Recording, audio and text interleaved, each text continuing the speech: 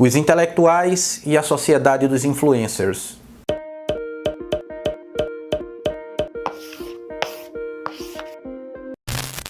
Qual a função social de um intelectual, nos perguntava Eric Hobsbawm.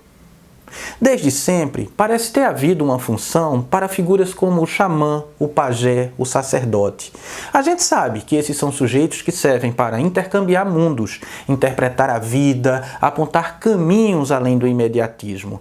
Essas são figuras cuja mensagem depende, sobretudo, da palavra. O intelectual é diferente. O intelectual, por sua vez, depende da escrita. Foi o controle desse sistema de comunicação desde as sociedades antigas que permitiu o aparecimento de um lugar de poder que tomava forma no monopólio de línguas e culturas de prestígio.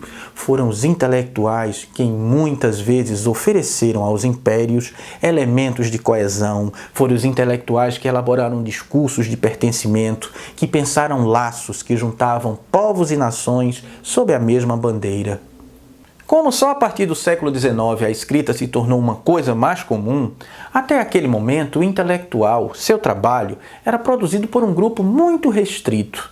Mas já ali havia uma associação clara entre o fazer intelectual e a intervenção crítica na esfera política, o que permanece, de certa medida, até os dias atuais.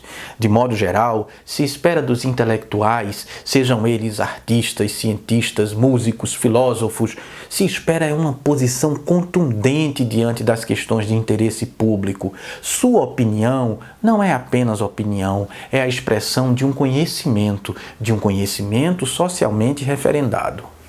Foi só na segunda metade do século XX, com a explosão dos aparelhos midiáticos, que os intelectuais passaram a atuar de maneira mais independente, sem vínculos tão diretos, tão estreitos com os aparelhos do Estado. Acontece que os aparelhos midiáticos não são o campo exclusivo de atuação dos intelectuais. Aliás, nesses aparelhos, os estranhos são os intelectuais. Trata-se de um mundo em fruição, consumo imediato, diversão. E os intelectuais raramente são divertidos. Quando o são, normalmente é a sua revelia. Ou como diria Hobsbawm, numa sociedade de incessante entretenimento, os intelectuais são menos úteis como fonte inspiradora de causas do que roqueiros ou artistas de cinema. Os filósofos já não têm condições de competir com Bono ou Eno, a não ser que se reclassifiquem como essa nova figura do mundo midiático, que são as celebridades. E aí, será que o intelectual precisa virar uma celebridade?